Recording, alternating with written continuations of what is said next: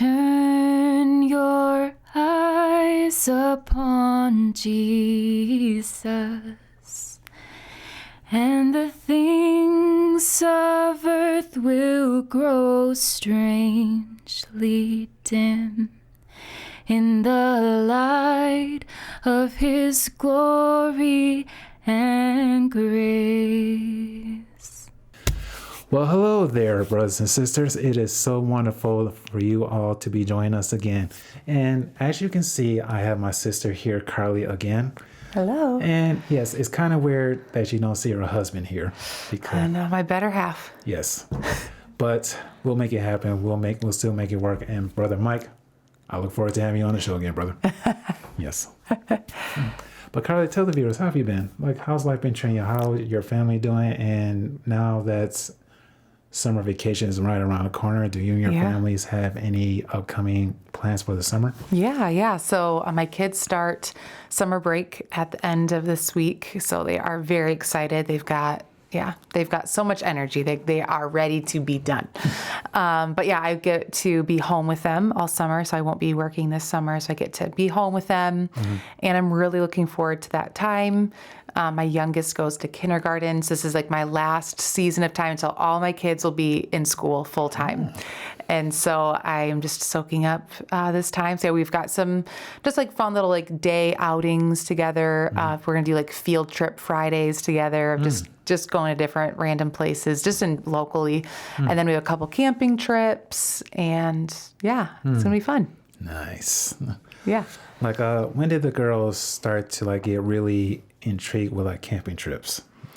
We started camping with them when they were like pretty young. I would say like 1 year old. And now like they've loved it from the very beginning. So it's fun because we usually go with like my sister's family or with my parents. We usually go with somebody. We've gone with some other friends before. And so that just makes it fun to have like all the kids just getting to play together, and they love it. That's really good. And since it's going to be the summer vacation for them, that's good news for them, but that may be just a little bit of a storm for you and Mike, because they're going to be waking up a little bit early. They're going to be like, Mom, Dad, don't go to bed. Let's stay up a little bit longer. Yes, they like to stay up late for sure in the summer, but that helps because then they'll sleep in a little bit later too. So they're at the age where they're like sleeping in till like 8:30, which is like, that's pretty late. I'm used to them like waking up at the crack of dawn. So I'm looking forward to like, I don't have to wake up as early either because I don't have to get them off to school and stuff. So it's just a more laid back season in general. So it'll be nice. Nice. Yeah. We're all looking forward to have that laid back. Unfortunately, for those who are working, we don't get that much of a laid back. I know. God bless all of y'all. Yes. But for those who are staff and faculties in school districts, y'all get summer vacations. Yes. Happy summer break to all of them. Yeah, to all of you guys. Yeah. But it's all good. But yeah, on today's show, originally we had something really special, but because the other guests could not make it, I'm not talking about Carly's husband. Instead, her beloved sister was going to join us. Yep. But how's she doing? Is she feeling better? Is she still kind of ill? Yeah, she's just not feeling the best. And so, she couldn't make it this time, but hopefully another time soon. Yes, very soon. Yeah. Lindsay, just so you know, I'll be keeping you in prayer. Your brother's got your back. And so does your sister. Yeah. Yes. And before we get started, I actually do want to give a shout out to our beloved friend who we went to college with, Hope Matter. It was such a devastating news to hear what happened, and our hearts really are heavy and it bleed out for you. And we want you to know that you are in our prayers, you are in our thoughts. Yeah. And anytime that you want to reach out, feel free to contact me. You can contact Carly, or you can contact any of us. We are here for you. And most of all, God is here for you. Absolutely. And to all our viewers, we ask that you keep hope in your prayers. Yeah. If you want to know more of the story, just go on Facebook and click on her Facebook profile, Hope Matter, is it? Hope Mater, yeah. Yeah, Hope Mater. Click on it, and then you can see the story for yourself. Yes. And so on today's topic, we are now going to be talking about the value of friendship and what it means to have real, good, genuine friends in your life. And Carly, you are one of the greatest friends I have ever received in my entire life. And I'm pretty sure I'm speaking for a lot of people who also echo that too. Thanks, Wardell. Yeah. You are a great friend too. I would say like you're such a loyal friend that shows up no matter what for anybody. So I do my best, but it's through the Lord's strength I'm able to do that. yeah. Yes. And a question I'd like to ask you is like throughout your life, when did you start to recognize the importance of having finding and that eventually leads to having friends in your life? Yeah. Yeah. I mean, I am a very social person. So I just remember from when I was really little, I loved socializing with people, loved making friends anywhere I went, going to the playground, going to a park, going camping. When I was little as a kid, I would make friends at the campgrounds and then become like pen pals with them. So I was just like, I was always just very relational. But I guess like the importance of choosing my friends wisely became more apparent to me through middle school and high school, just recognizing how much the people in my life will influence who I am. But I also had the opportunity to be an influence on other people too. So I had to decide, who am I going to be so that I can be that kind of friend to somebody. And so I just had to be mindful. I'm navigating that with my own kids now. Is I want them to be a good friend and to influence other people. And I also am very mindful of how they're being influenced by their friends too. So I think that in middle school and high school, I started to really just make note of like, okay, who am I surrounding myself with? Are these like-minded people? Do these people build me up or tear me down? And yeah, so I just needed to start like choosing wisely. And then there's just natural, like, what interests do you have? You know, like I was in basketball, and so naturally, like my team, I guess it was just the middle school phase. And then I did not do basketball in high school, but you learn something new, Bobby. But yeah, so I played basketball, and like my teammates like were my friends. So like naturally interests will draw you together, but beyond interest, there was just like some core values that I knew, like I wanted to surround myself with people like that. So yeah. I never knew that you play basketball. I thought you were more like a volleyball person, but basketball, wow. Yeah. Actually, I was a runner instead the rest of school. My sister and I, for your viewers, I am a triplet. So I have a brother and a sister. And my sister and I were starting to become best friends in middle school. And in order to maintain our friendship, we honestly needed to find different sports and different activities to be our own person. We weren't being compared to. And so she took the basketball track, and I ran cross country instead, so that we could have our own individual like personalities and identities, and not be like, not turn it into another fight. So. Sibling fights, don't do it. I don't recommend it. I know. Yes, I know. But I do recommend you getting a punching bag. Take out your aggressions on that punching bag. The punching bag can take it. Yeah. Yes. But yeah, I never thought in a million years that you played basketball. Wow, that's amazing. I know. I'm not that like coordinated actually. So that's probably why I wouldn't guess that. But yeah, did a lot of running. I did ran cross country and track. You see that, viewers? That is one of the blessings of having friends. God always reveals something to you about a friend that you never thought. Yeah. And that is such an amazing thing right there. Yeah. And you know what? Something else that I've learned when it comes to like finding friends is that like God has revealed that we human beings were never meant to be alone. Yeah. You know, like He created us to be social creatures. Yeah, absolutely. With that, and like people like so many of us like are looking for that group that are like family, that can give us a real family atmosphere. Yeah. Like people who can challenge us, people who can give us a wake-up call, people who are not afraid to be real with us, especially when they see what we're doing is wrong. Yeah. And people who look out for our spiritual well-being, our mentally well-being, our physical well-being, and also can give us like an emotional connection. Yeah. Yeah. With that. And both men and women, like, we long to have friendship. We long to have a community. We long to have social activities with each other, because that is part of being the body of Christ. That is part of his purpose for us. Yeah. To continue to build unity amongst each other. Yeah. No matter what ethnicity, no matter what culture, no matter what history you're in, no matter what well, this may kind of sound cliche, but what age you're at. Yeah. I'll say that. Yeah. And like and the other thing too, like we want that family group where we can feel like we can be vulnerable. That we are not afraid of being vulnerable. Yeah, you got to be real. Find people to be real with. Exactly. Yeah.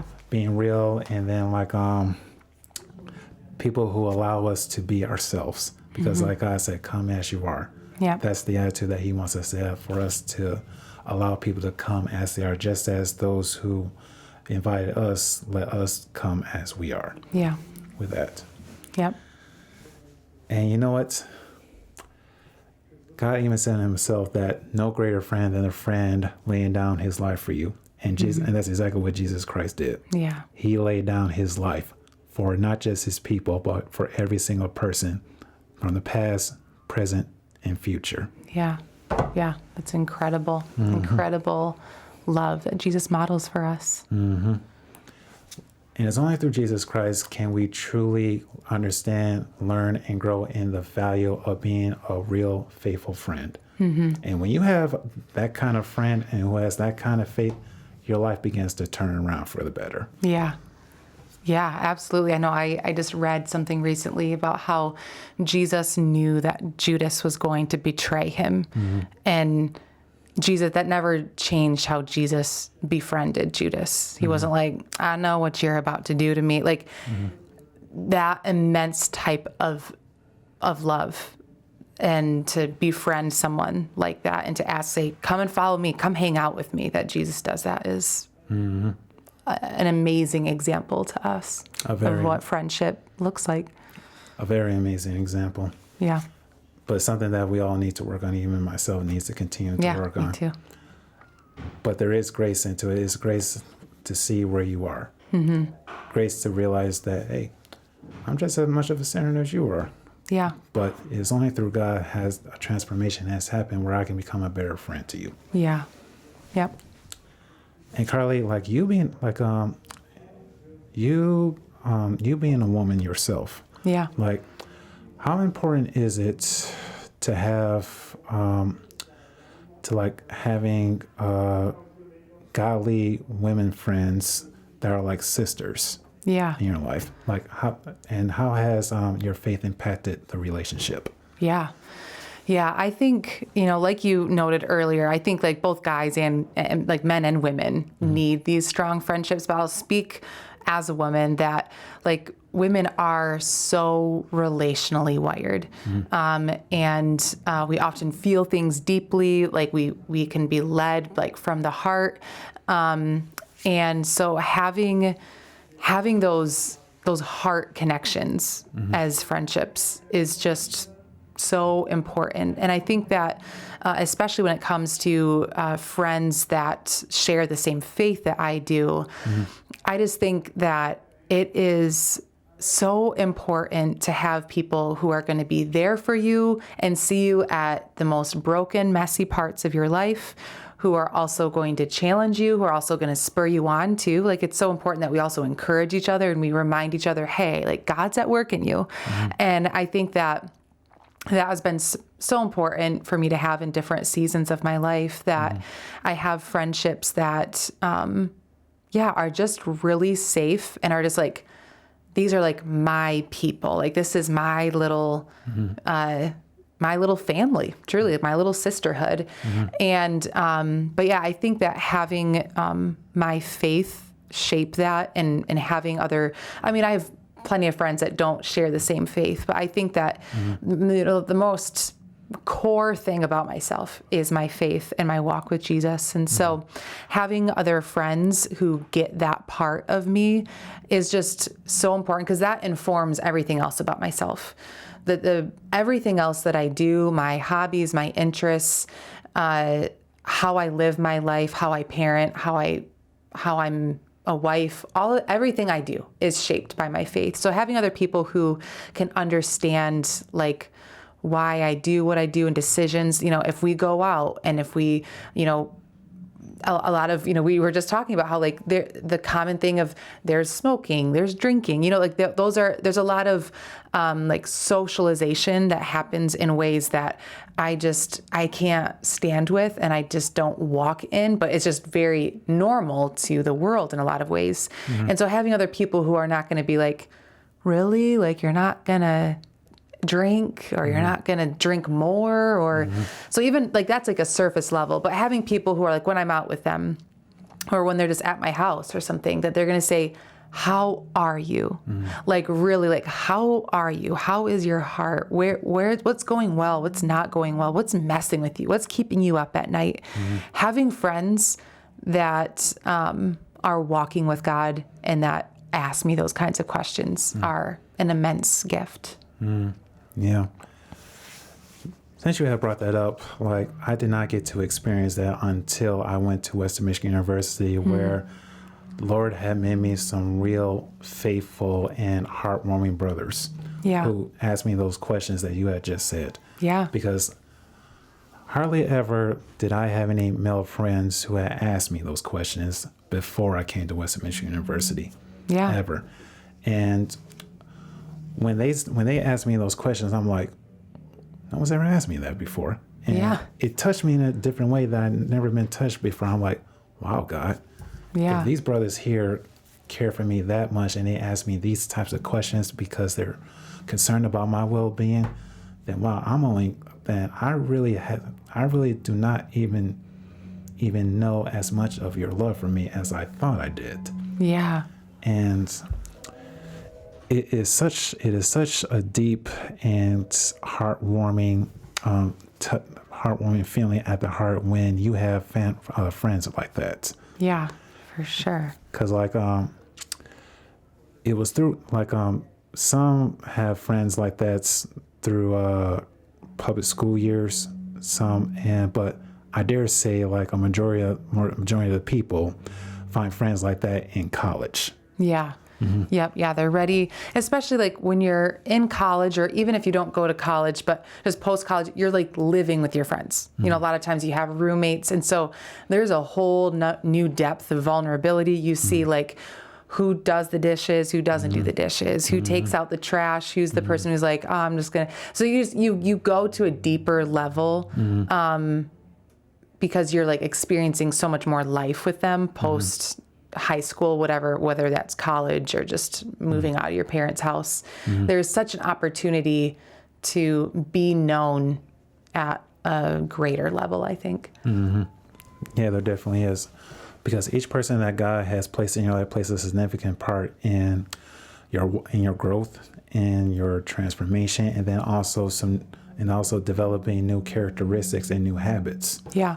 But depending on, like you said, who you choose to stay. Like in Psalms 41, God had reminded me about there are people who are going to take on the roles, who are going to choose and take on the roles of betraying you. But God is going to continuously, everlasting, going to continue to take on the role of being a faithful friend. Yeah. And that's right. And you know, like there's always going to be people out there who are going to choose to take on the roles of choosing to hurting you or betraying you or even stabbing on your back because of selfish tendency, or because they don't like you, or because they feel a sense of power over you and they like to take control. But at the same time too, what they choose to be is their house. But God has given us the free will to choose who we want to be. And through the community of InterVarsity at Western Michigan University, and seeing you and Mike, how the way you guys have played a part in my life, and just seeing how your walk in God is and how beautiful your friendship is to everybody, that did play a part in my transformation and me wanting to become a better friend myself too. Not for publicity, but because like I wanted to give people something that reflects Jesus' long for them. Yeah. I wanted them to see that Jesus has a place in his heart for every single person. Yeah. Not just for those who his people, but for those who have not accepted him yet. Yeah. I wanted to be the type of brother and the type of man of God who sets an example that I'm here to do the will of God and be a faithful friend to every single person to the best that I can be. Yeah. I'm not here to like stalk you. I'm not here to like hit on you. I'm not here to like get your number or use God just to like get attention. Like, no. You show up faithfully for people. Yes. And Mike and I both experienced that. Like, you are so great at showing up for people. And I think that is just so important, is that we don't just look for friends like that, but we choose to be a friend like that. It can be easy to be like, man, I just want to find like my people, like my safe. And a lot of people are lonely. And so like they want to like, man, I'm waiting for that friend to come to me. But I feel like you're the kind of person who's like, I'm not going to wait for those people. Like, I'm going to first be that friend. And yeah, I've learned a lot from you too, from just what kind of friend that you choose to be, whether or not people reciprocate or not. Iron sharpens iron. Yeah. Yeah. A big turn for me was in the summer of 2009 after we came back from Chapter Focus Week, because spending a whole week where we had no classes, no jobs, but just quality time with each other and learning more about where our walk is with God. Like, that gave me that right there was the starting point of me of wanting to become a better version of myself through Jesus Christ. Yeah. And I think I can speak that for every single person who went there too. Yeah. Yeah. When we see, like, I heard once that the 5 closest people in your life are going to be the ones that shape you the most. And if you look at the 5 people in your life that you spend the most time with, are those people that you're like, I want to become more like them. And I feel like in our college years, like, we had this really special group of people that like we wanted to learn from each other. We wanted to be more like them as they were looking to Jesus, you know, but we all wanted to, learn and grow from each other. And so I think in friendship, you also have to give permission to open yourself and be known too. You know, like, you have to be willing to open yourself up and let your guard down, even if that can be really scary and hard. But I think we experienced a taste of that and so much of that in college that I think that's kind of like set the bar and set the standard for me, honestly, is like, I know it's possible to really know people and seek after them in their heart, and also to really be known too. That means continuing to live openly and vulnerably in a way that allows myself to be known at that heart level too. Definitely. And you just touched on the next question I'm going to ask you. Yeah. Like, so many people are afraid of being lonely, not necessarily being alone, but it's that lonely feeling that people are afraid of. Yeah. And in these days, like, that's generally the reason why people are looking for friends. They're looking for a companionship, and that also is like another reason why people are out there looking for relationships, because they don't want to be lonely anymore. And like, what advice could you give to the viewers when it comes to building true valuable friendship? Yeah. Yeah. I think that it has to start with us, you know, or you, the viewer. Like, it has to start there where you're putting yourself out there. And I also get what it feels like to be the one who's like the main pursuer and the main initiator. You know, I've just had to come to learn and accept that more about myself. Is like, I have a very high capacity to socialize and to pursue conversation. And so I feel like I can often be the one who's like, oh man, I'm always the one that texts my friends first. You know, they're not the one that texts me. But rather than like becoming bitter about that, being like, oh, I'm all alone, is I've had to say like, no, thank you, God. That's a strength. That is a strength that you've given me, rather than being like bitter about it. I'm like, that's just a strength of mine. And I get to carry that with joy now that like, this is a way that I get to be like Jesus, is I get to pursue friendship and pursue people's hearts. And then also, I think it's important that if you are wanting something different from a friend, that you, even though it's going to be scary and vulnerable, I think it's important that we put that out there, you know, that we say to a friend like, hey, I've been feeling really alone lately. And I could really use some more company, you know, some more time together. Could we like find a time in the next 2 weeks? And I mean, like, I feel like as adults, it's like, I always have to look at my calendar and be like, okay, in 7 weeks from now, I finally have a free night. And like, that's ridiculous sometimes. But I think that it's important that we really do put ourselves out there and make our needs known, rather than assuming that they like, well, if they were really a good friend, then they should read my mind and they should spend more time with me. And we all have different love languages. Mine is time spent. And so it's very easy for me to be like, hey, let's spend time together. But I have to remember that other people have different love languages too. And so like, maybe they're not going to pursue like time together, but whenever we are together, they're like really good at like encouraging me in that moment. And so I think that in our loneliness, we have to just kind of speak what we need. And if I have a friend who's not that into like time together, that's not that as big of a deal to them, or then I have to let them know, hey, like it would really mean a lot to me. I feel loved the most when I have quality time with my friends. I would love to spend more time together. And sometimes they're able to say, oh my gosh, thank you. I can totally do that. And sometimes they'll say like, you know, I wish I could offer more of that in this season. I can't. But it's just being able to have that honest conversation. Because then sometimes it's like, man, I feel like we haven't hung out. Do you like, are we fighting? Are you mad at me? Are we not friends anymore? But you have to just get honest and get real. And then you'll find out, like, maybe they'll say, oh my gosh, you know, I have so much on my plate. This is not about you. Like, I am not mad at you at all. So I just think in our feelings of loneliness, we have to address what would help make us feel less lonely. And we have to bring that to other people and let them know where we're at and what we're hoping for in the friendship. Yeah. There's only so long you can go when you pretend like you're okay and everything's good, but you know things are not good. Yeah. And you're not okay.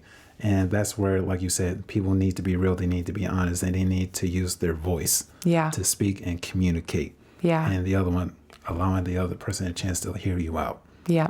Just as I'm sure they want to be heard out too. Like, we all want to be heard. We all want to, deep down, we all want to like open ourselves up and share what is really troubling, but we're so afraid that what others might think or what they'll say to us, or even that fear that comes from like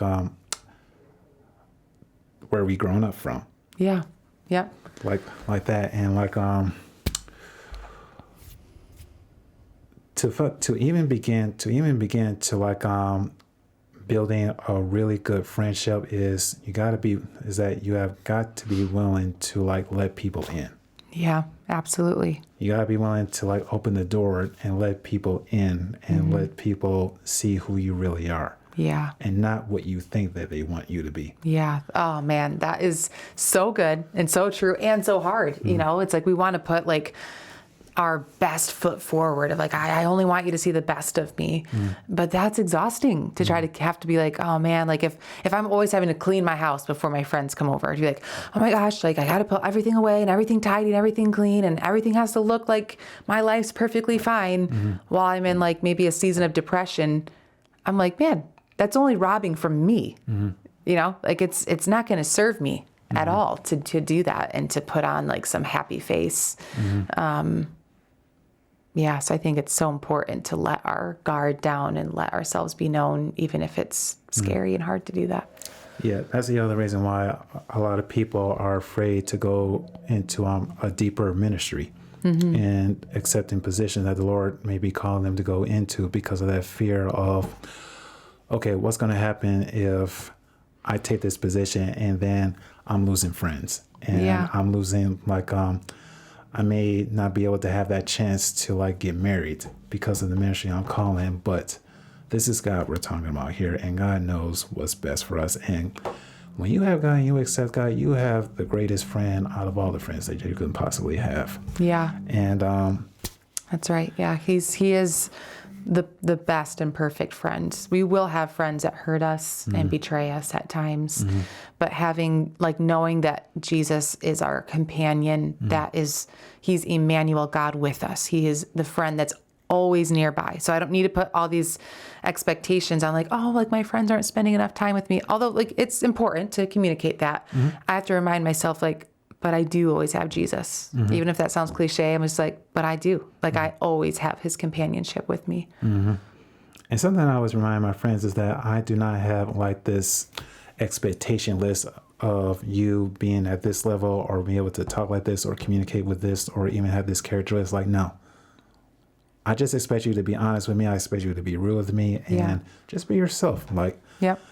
Let's let go of this attitude of thinking you need to fit my standards. No, you don't need to fit my standards. Yeah. God did not create you or even put you in this world to be people pleasers or meet people's standards. No. Yeah. Jesus, God gave you the free will to make choices on your own, but he longs for you and he wants you to come to him on your own free will. Yeah. Not on my time or anybody else's time frame. But when you are good and ready, that's the message I want to get across to every single person who is both a Christian and not a Christian. Yeah. Because I'm here to represent Jesus. I'm not here to represent the world or my church and ministry. It is ultimately Jesus who I'm representing. That's right. Yeah. Yeah. That's so important. Yes. And another thing too is that when it comes to the different gender friendship, it's important to have that line, making sure that it's not crossed over. Yeah. But at the same time too, I'm not going to push her away or shun her away for giving her the chance to sit down, get to know me. If you want to sit and talk, let's arrange a day and time to get coffee. Yeah. And if she's married, bring her husband. Yeah. Yeah. I think having those safe friendships, Mike and I have so many overlapping friendships. One, we got married young, and so we just have had the same group of friends for a long time. And so I think, I would never hang out one-on-one with one of Mike's friends, but I love when me, Mike, and one of his friends can hang out, and we get to share that together. That's a double blessing when you have both you and Mike together and the friends hanging out. Why in the world would you want to not have that? Have the double portion instead of the one portion. Yeah. because two heads are better than one. Yeah. And in the body of Christ, there is way more than just one head. Yeah. So it's double the blessing, double the good times and the better moments when you have both the husband and wife hanging out with a friend together. Yes. Yeah. Yeah. Mike and I love hanging out with people together too. So. Yes, they do. Yes, I do. Yes. And how has your children played a part in the friends that you now have? Yeah. Because like you said, you and Mike are friends with your kids, with some of your kids as friends as parents. Yeah. So how's that play along, and how's that help you and Mike in your walk with God and friendship? Yeah. Yeah. I would say different seasons, when our kids were really little, newborn babies, honestly, friendship looks very different. It's I'm stuck at home. We've got naps. We've got feedings for the babies. Friendship does look different. And I had to keep reminding myself and allowing myself to grieve that, like, okay, this season does look different with friendships. It's harder to be available, and it takes a lot more intentionality. We were talking about, like, we have to get out the calendar, and like it won't happen unless like we really like are super intentional about seeing our friends. But I think like we have to be flexible and okay with that, and to remind ourselves that different seasons won't last forever. The newborn phase, where it's just harder to get out of the house, we're going to bed earlier because our baby's going to wake up in the middle of the night. It's just like, man, am I ever going to see my friends again? And I think that, like, yeah, I had to remind myself, and looking back now, be like, okay, that was just a phase, and accept that season for what it is.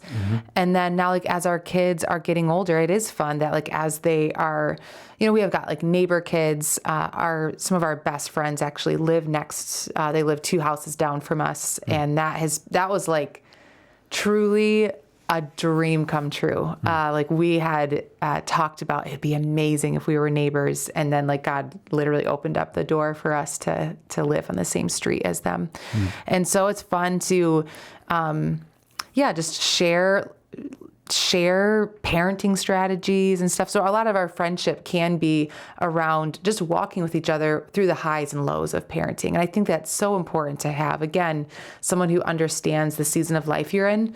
But I will say this from like my single friends too, that I think that sometimes married people need to do a better job of saying like, hey, I have kids, and so like I'm going to hang out with all my parent friends now. And I think it is really important to have a diverse range of friends that are in your life. Like my best friend, she is single, no kids, and I love her involvement. She's like Aunt Erin to my kids.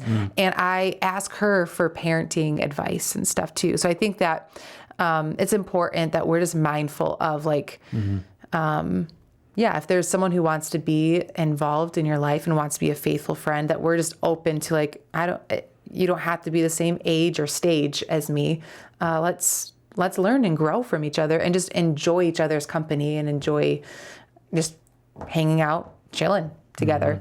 But yeah, I think that having friendships who are going to walk you through different seasons, whether that's having friendships as we transitioned into marriage, as we transitioned into parenting, as we transitioned into different stages of parenting, the kind of friendships I need now with like a teenager is very different than as a newborn, where I'm like, oh man, like I just need friends who are just going to listen to me vent as I'm like, I can't keep up with all the slang that teenagers like and like that I can just laugh and talk about whatever like parenting struggle or whatever I'm facing.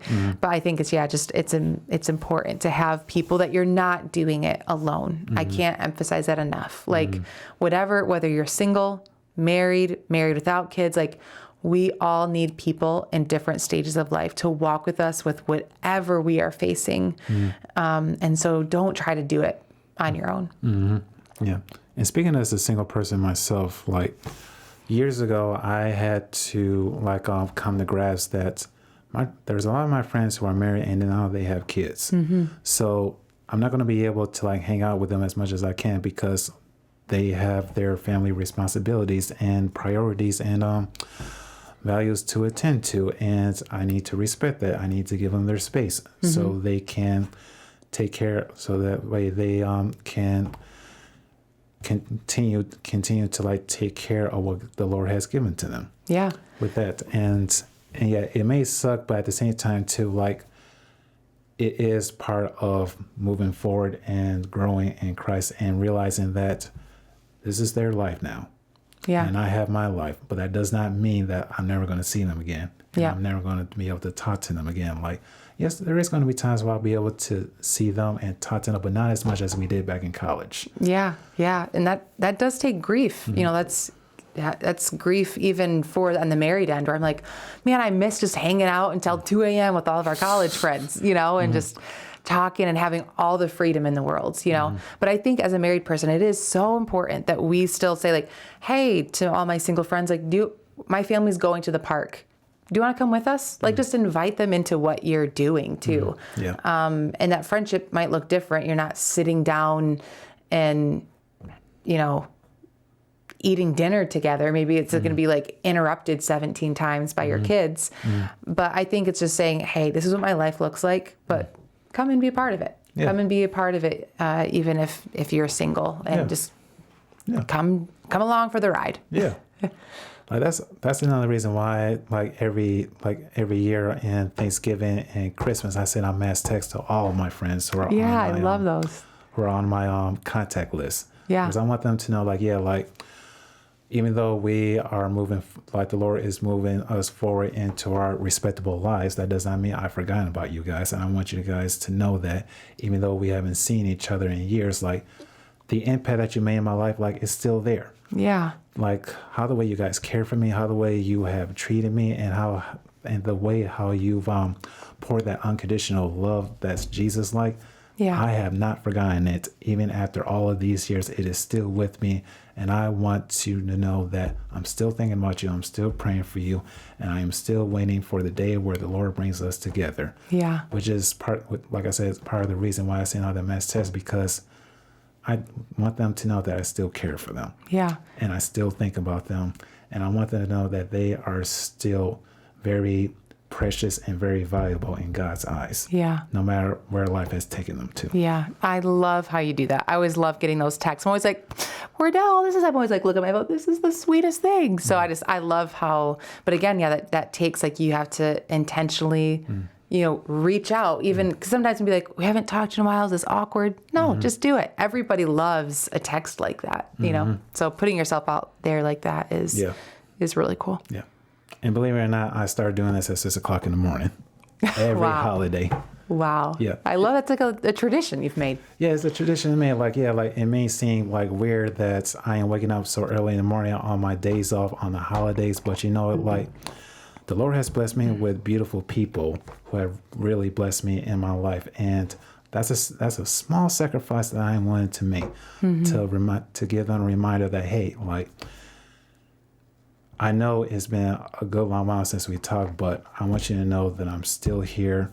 And if you ever want to talk, just give me a text message and we'll arrange a day and time to talk. But I'm going to encourage you and let you know how special you are to me. Yeah. I love that. That is, I'm always blessed by those texts. Praise God. And Carly,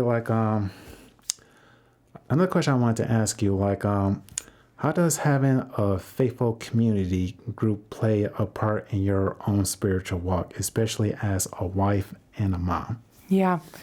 Yeah. I think, Mike and I have always tried to be intentional, either to be in a small group at our church or to, bring in other people from our past that we just know these are really safe people. And because our lives are a lot busier with work and with kids and everything, our social life has shrunk some. We can't just hang out every night of the week. And so we've had to be really thoughtful of, okay, who are people that we just know we can just fully show up as ourselves with, and really prioritizing those relationships.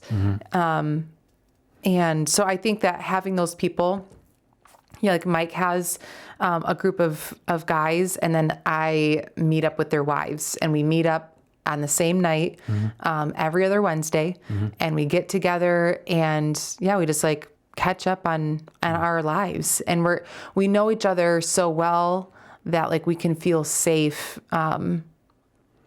Just go, doing that deeper talk, that we've talked about. And so, I think that having their encouragement and prayers, I can always reach out to them saying hey, can you be praying for this? This X, Y, or Z situation is hard or heavy right now.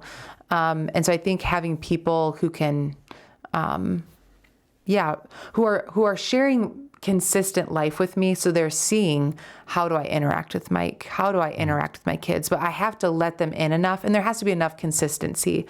If I only see a friend once a month, it's just going to be hard for them to know what my life really looks like right now. So I think that there is something to say about having some consistency, where it's I need to see if these people, if I'm inviting them in to like really know me and speak into my life and challenge me and encourage me, then they're going to have to really know me and be around me enough to be like, hey, I know you were kind of joking with Mike, but it was kind of, you're kind of making fun of him. And I wonder how that made him feel.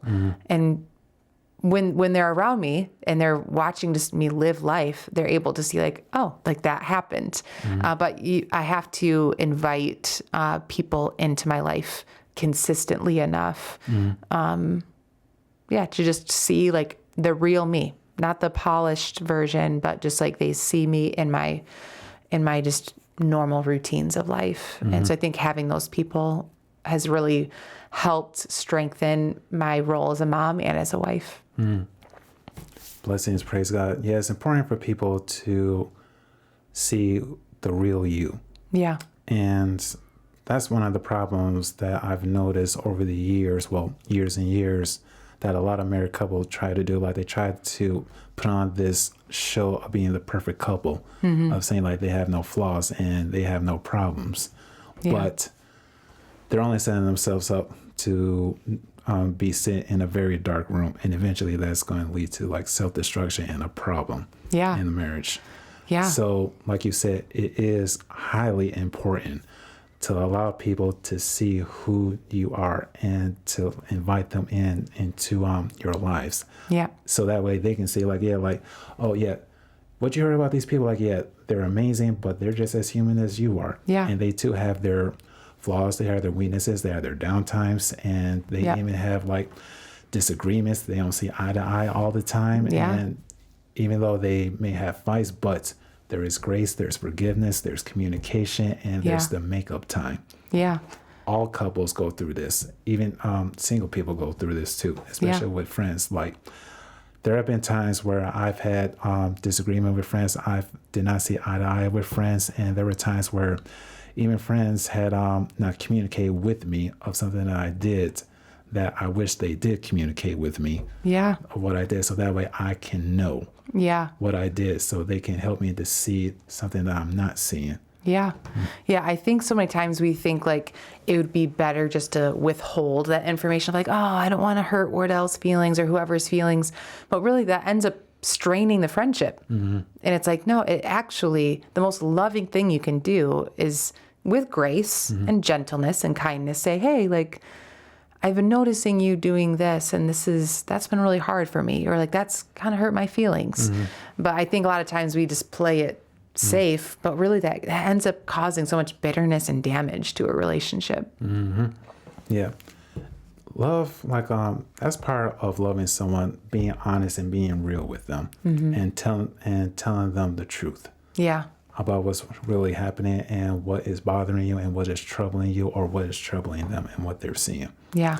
Because if you truly love someone, then you have got to let them know what is going on and what is it that you're doing that either is offending you or you don't like. Yeah. So that way you two can sit down, talk it out, pray, and then let God bring the conclusion onto how you can repair this and fix this and do better. Yeah, I think we could do a whole nother topic, like podcast topic around conflict, because truly I think that we've become so conflict adverse of like, we just avoid conflict and we avoid the hard conversations. And so we either just play nice and just keep things going, or we just cut off a friendship with no explanation.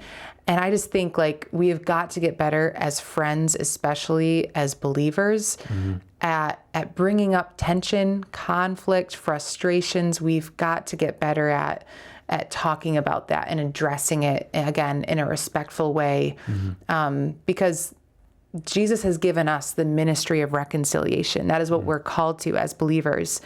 And a lot of times we don't model that. Instead, we just avoid it and we don't bring it up to a friend, and we just kind of let things go. And sometimes the friendship can just fade away and it's like, man, we have an opportunity as friends to talk about like frustrations but yeah, I think we need to, I know even for myself too, like we need to get better at talking about things that are bothering us. If there's any type of strain on a friendship. Yeah.